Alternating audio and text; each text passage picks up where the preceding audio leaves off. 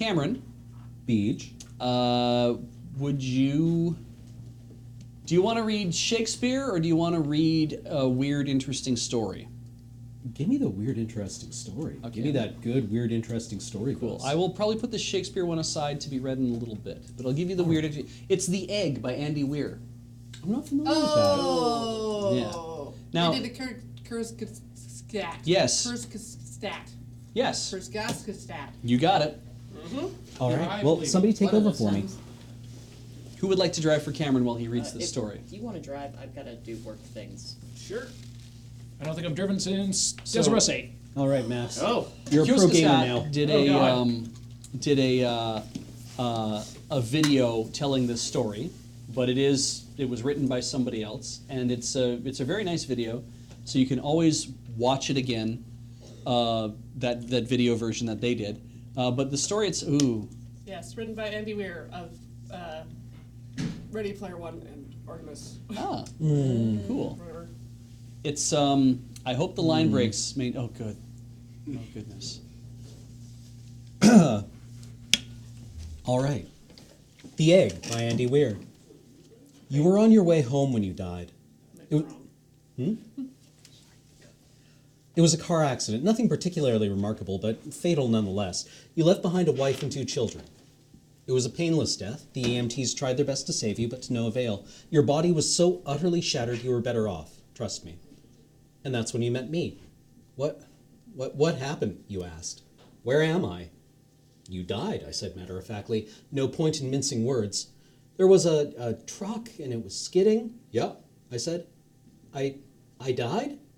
Yep, but don't feel bad about it. Everybody dies, I said. You looked around. There was nothingness, just you and me.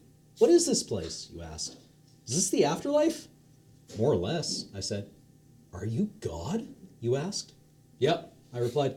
I'm God. My kids, my wife, you said. What about them? Will they be all right? That's what I like to see, I said. You just died and your main concern is for your family. That's good stuff right there. You looked at me with fascination. To you, I didn't look like God. I just looked like some man, or possibly a woman, some vague authority figure, maybe. More of a grammar school teacher than the Almighty. Don't worry, I said. They'll be fine. Your kids will remember you as perfect in every way. They didn't even have time to grow contempt for you. Your wife will cry on the outside, but will secretly be relieved. To be fair, your marriage was falling apart. If it's any consolation, she'll feel very guilty for feeling relieved. Oh, you said. So what happens now? Do I go to heaven or hell or something? Neither, I said. You'll be reincarnated. Ah, you said. So the Hindus were right. All religions are right in their own way, I said. Walk with me. You followed along as we strode through the void. Where are we going? Nowhere in particular, I said. It's just nice to walk while we talk. So what's the point then, you asked? When I get reborn, I'll just be a blank slate, right? A baby, so all my experiences and everything I did in this life won't matter. Not so, I said. You'll have within you all the knowledge and experiences of your past lives. You just don't remember them right now. I stopped walking and took you by the shoulders. Your soul is more magnificent, beautiful, and gigantic than you can possibly imagine. A human mind can only contain a tiny fraction of what you are. It's like sticking your finger in a glass of water to see if it's hot or cold. You put a tiny part of yourself into the vessel, and when you bring it back out, you've gained all the experiences it had. You've been a human for the last 48 years, so you haven't stretched out yet and felt the rest of your immense consciousness. If we hung out here for long enough, you'd start remembering everything, but there's no point to doing that between each life. How many times have I been reincarnated then? Oh, lots and lots, as into lots of different lives, I said. This time around, you'll be a Chinese peasant girl in 540 AD. Wait, what? You stammered. You're sending me back in time? Well, I guess, technically. Time as you know it only exists in your universe. Things are different where I come from. Where you come from, you said. Oh, yeah, sure, I explained. I come from somewhere else. And there are others like me. I know you'll want to know what it's like there, but honestly, you wouldn't understand. Oh, you said, a little let down.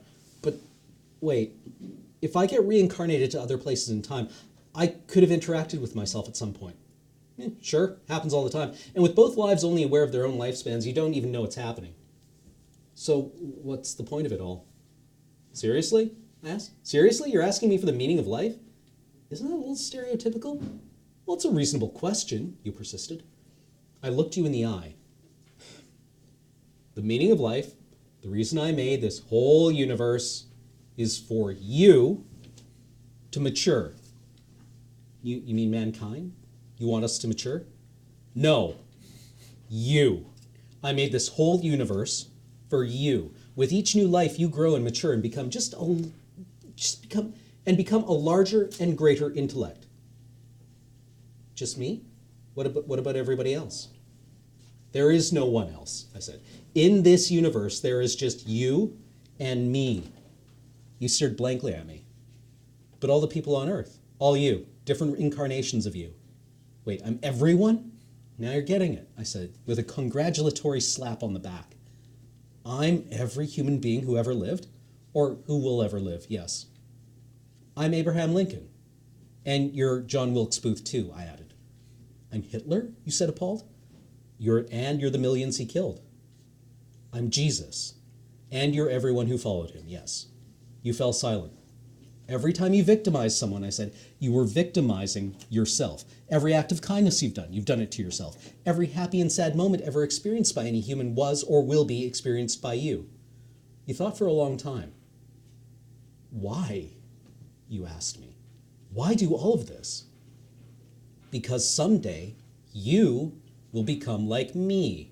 Because that's what you are. You're one of my kind. You're my child. Whoa, you said, incredulous. You mean I'm a god? No, not yet. You're a fetus. You're still growing. Once you've lived every human life throughout time, you will have grown enough to be born. So the whole universe, you said, it's just an egg, I answered. Now it's time for you to move on to your next life. And I sent you on your way.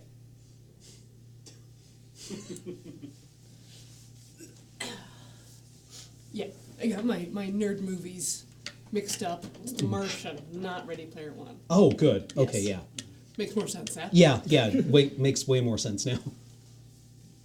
I did enjoy, apparently, that Andy Weir sat next to the authors of The Expanse at some kind of nerd gathering. That's a weird crossover. And they just talked for a little while and both agreed that their universes are now the same. They were just like, we can just do this, right? Yeah, okay, now they're the same universe. Sure. Figure it out.